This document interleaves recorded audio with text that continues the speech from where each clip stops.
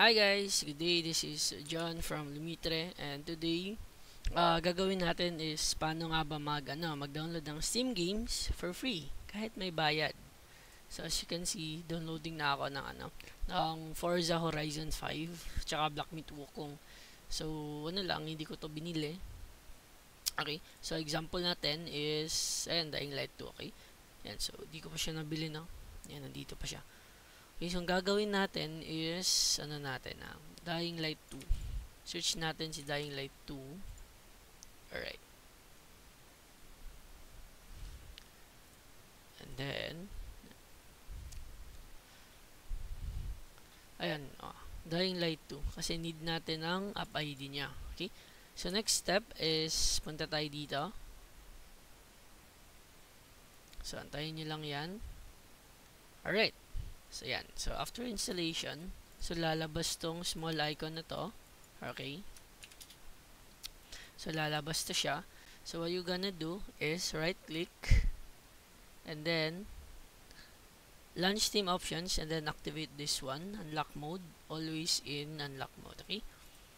And then since meron ka ng Dying Light 2 na ID, so lapag natin siya dito. So check natin if pwede ba siyang ma-download sa natin, software na ginamit natin.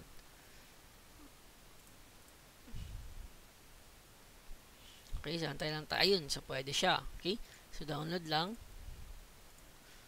And actually, nito, especially if you are a shop owner, tapos madaming nagre-request na games, especially yung mga bayad, diba? So laking tipid na to. Okay, so ito, ayan. So ito, select all mo lang and then drag mo dito. Ayan, sa Steam icon natin. Ayan. Updated on applications, ID compiled, okay? Ayan. So yeah, so actually wala pa siya dito, no?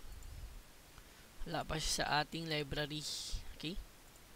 Ayan, so wala pa siyang Dying Light. Okay?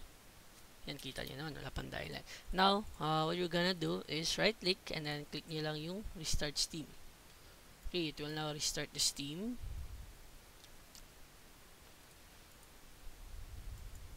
And naka-autocorrect na to, so you cannot do any multiplayer.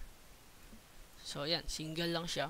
Pero at least hindi na kayo nagda-download kahit saan. So wala nang virus kasi directly from Steam database. Ito.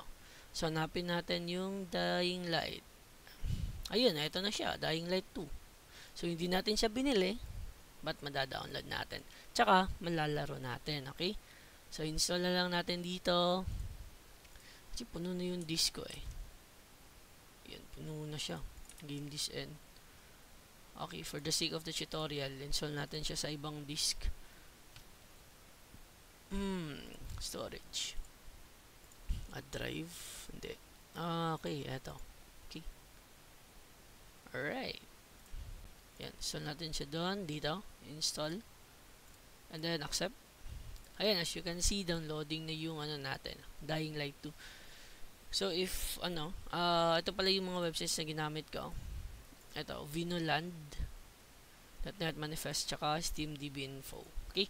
If you want to have this tool na gagamitin, kaya upload ko to. And if ever man lang, search sa web, ang name niya is Steam Tools. So, currently ngayon, naka-disabled na siya kasi madaming nag-a-abuse. Okay? So, share lang natin. Alright. Let's go.